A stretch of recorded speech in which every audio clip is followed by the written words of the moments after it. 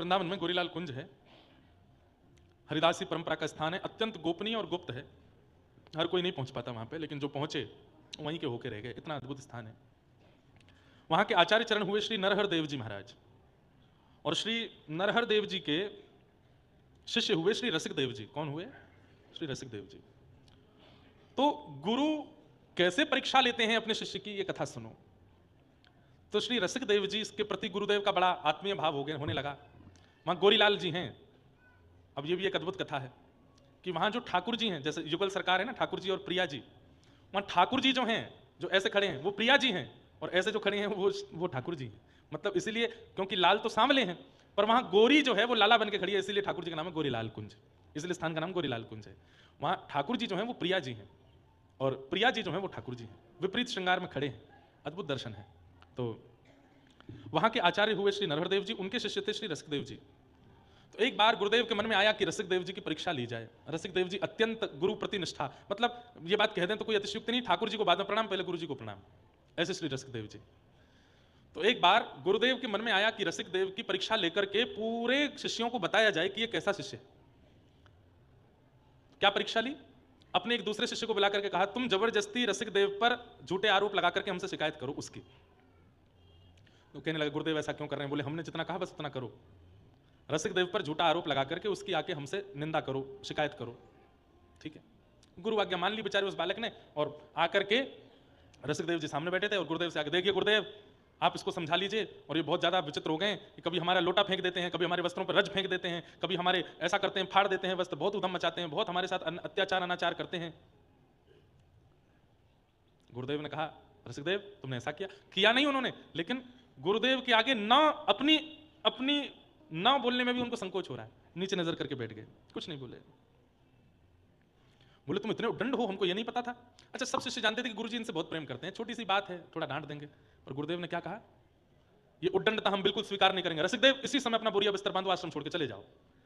तो रसिक देव जी ने एक बार नजर उठा के गुरुदेव की ओर देखा, कहना चाहते हैं कि मैंने नहीं किया कुछ भी, लेकिन अब गुरु आज्ञा पहले ही हो गई कि आश्रम छोड़ के जाओ।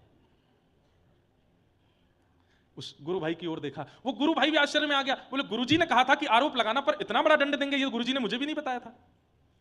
वो चरणों में गिर गया, गुरुदेव गुरुदेव गुरुदेव, रसिक देव जी ने कुछ नहीं किया, आप समझो, तुम चुप रहो बिल्कुल, रसिक देव निकलो जाओ। रसिक देव जी के प्राण बसते हैं अपने गुरु में, और गुरु ने कह दिया आश्रम छोड़ के चले जाओ।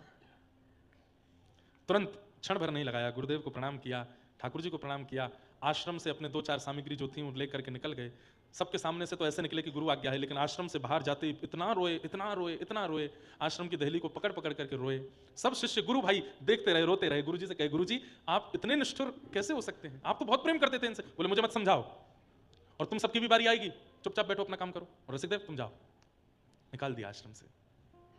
यमुना तट पर जाकर के प्राण गुरुदेव, जीवन गुरुदेव कह करके यमुना जी में इतना रोते थे, इतना रोते थे। आप कहोगे 2-4 दिन का गुस्सा रहा होगा ना, 1 वर्ष निकल गया, और रसिक देव जी वहीं यमुना जी पे हैं। 2-4 महीने व्यतीत हुए, इतने व्याकुल हो गए, और गुरुदेव ने ये और कह दिया था, आश्रम से निकल जाओ और जीवन में मेरे सामने कभी आना नहीं। तो कभी दर्शन करने भी नहीं जाते, एकांत में बैठे रहते वहीं। लेकिन गुरु भाई आते थे मिलने के लिए। तो एक गुरु भाई से कहा, मुझे गुरु जी की बहुत याद आती है, मुझे गुरुदेव का बहुत स्मरण होता है, मैंने कब से उनके चरण नहीं छुए, मैंने अपने जीवन का आधा समय गुरुदेव के चरणों में व्यतीत किया, पता नहीं कौन सा अपराध मुझसे बना जो चरणों से मुझे दूर कर दिया। गुरु भाई एक काम करोगे? बोले, क्या? गुरुदेव को पता ना चले। गुरुदेव स्नान करने के बाद अपने पूर्व वस्त्रों को जो छोड़ देते हैं स्नान घर में, उसको धोने की सेवा किसके पास है? बोले कि मैं ही करता हूँ। बोले, तुम बस गुरुदेव के सामने तो दिखाना तुम धोने ले जा रहे हो, पर मुझे जमुना जी पे लाके मुझे दे देना, मैं धोऊं, और धो करके तय बना करके शाम को दे दिया करूंगा, गुरुदेव को नहीं बताना मैं सेवा कर रहा हूं। ठीक है।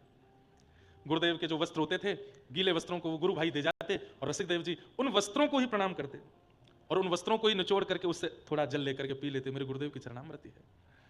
उनको धो करके पहुंच करके उनमें इत्र लगाते, बढ़िया सुखाते, एक एक वस्त्र की सरवट को दूर करते, इतने अद्भुत ढंग से उनको लगाते। वस्त्रों के ऊपर का भाग, नीचे का भाग, इधर ऊपर का उपरना आदि सबको सजा करके गुरु स्वरूप मान के दंडवत प्रणाम करते। यही मेरे गुरु हैं। कैसी निष्ठा! 1 दिन, 2 दिन, 10 दिन, 15 दिन, 20 दिन जब बीते, गुरु जी बोले, ए सुनो चेलाराम इधर आओ, ये वस्त्र तुम ही धोते रोज? तो घबरा गए।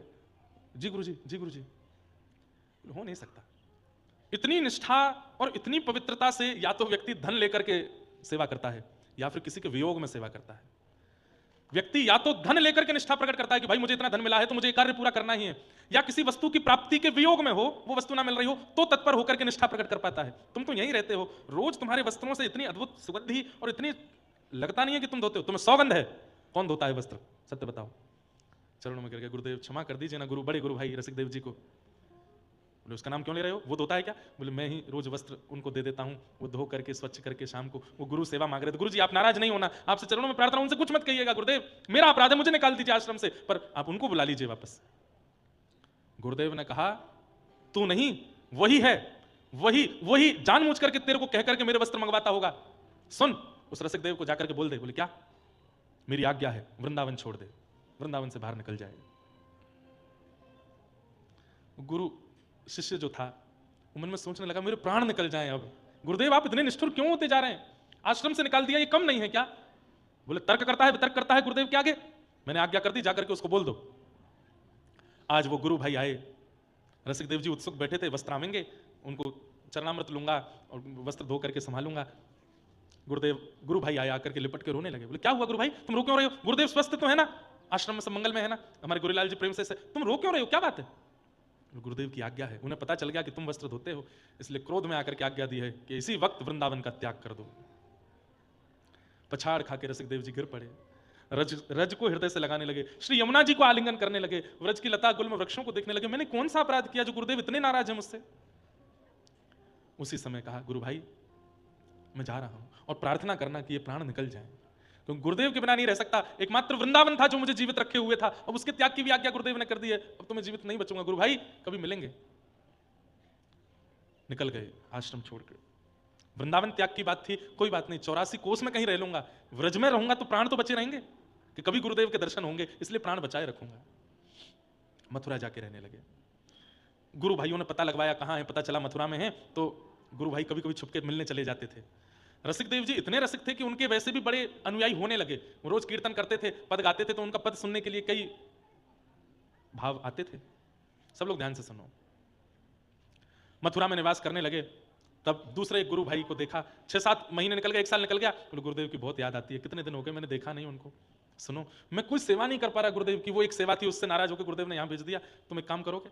एक सेठ जाता था आश्रम में, उस सेठ से कहा महीने भर में कई लोग हम पे बड़ी दान दक्षिणा चढ़ा जाते हैं, ये सब इकट्ठी करके मैं तुमको दे दूंगा, तुम अपना बता करके कि तुम दे रहे हो, और वहां गोरीलाल जी में गुरुदेव के चरणों में जाकर अर्पित कर दिया करो। सेठ बोला ठीक है। महीने भर में जितनी चढ़ोतरी होती, रसिक देव जी के पास जो भी शिष्य गण आके दे जाते, सब इकट्ठा करके एक सेठ को देते, और अपना बता करके दे देना कि मैं दे रहा हूं। वो सेठ जाते हर महीने जाके, गुरुदेव सेवा, आश्रम की सेवा के लिए मेरी तरफ से थोड़ी सेवा है।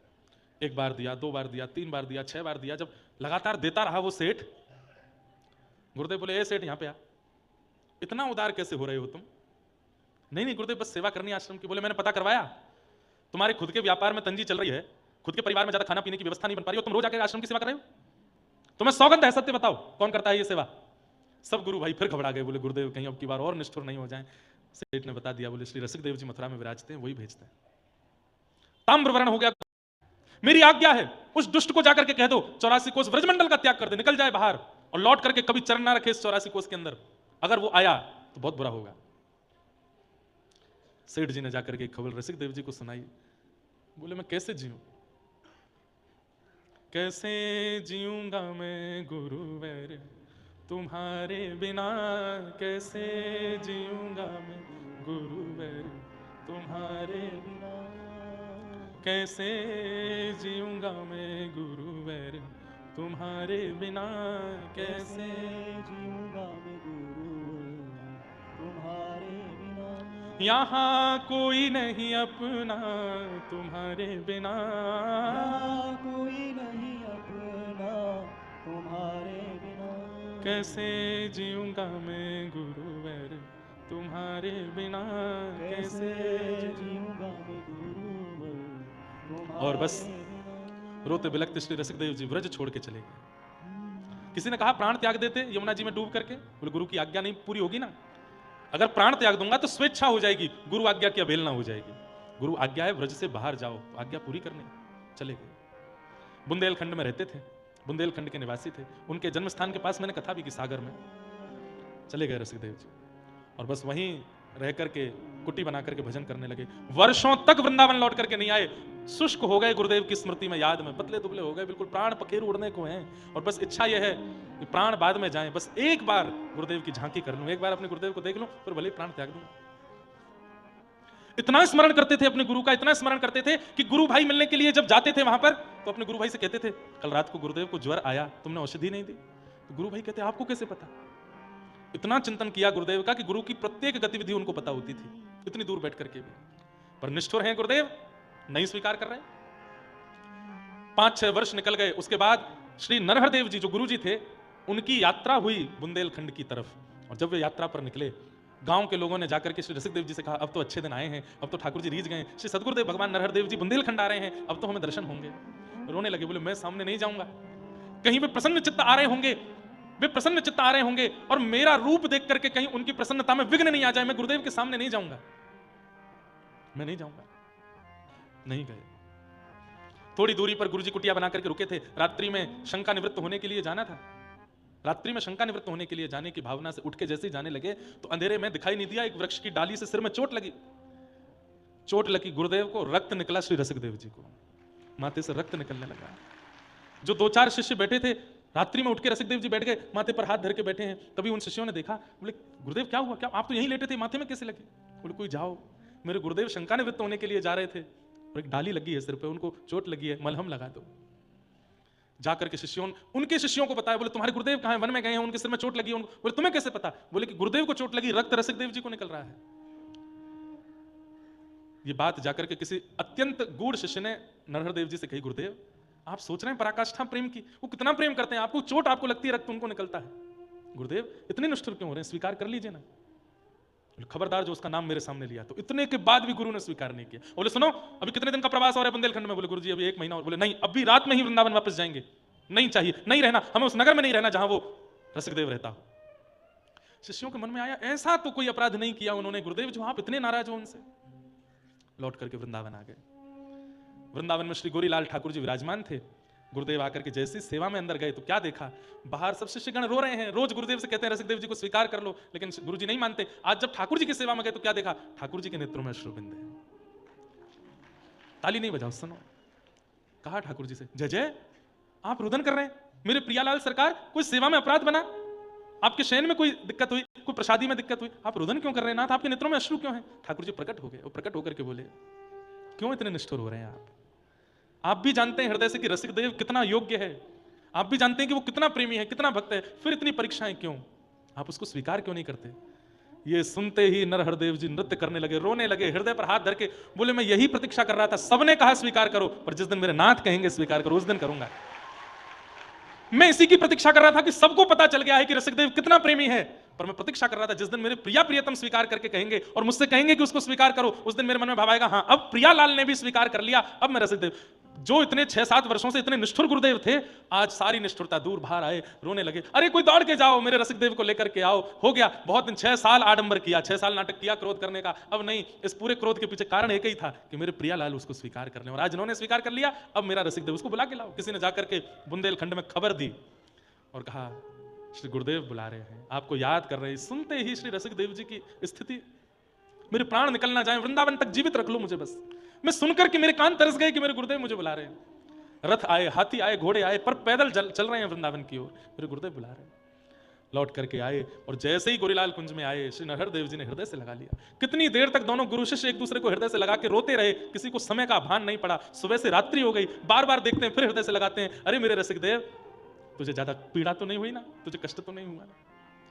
आज तेरे इस निष्ठा से, तेरे इस भाव से प्रसन्न होकर मैं तुझे कुछ देना चाहता हूं। क्या?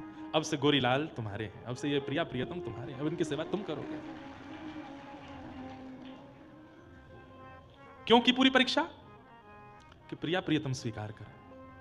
भैया सौभाग्यशाली हैं वो शिष्य, कभी गुरु स्मृति करके उनकी परीक्षा लेते हैं।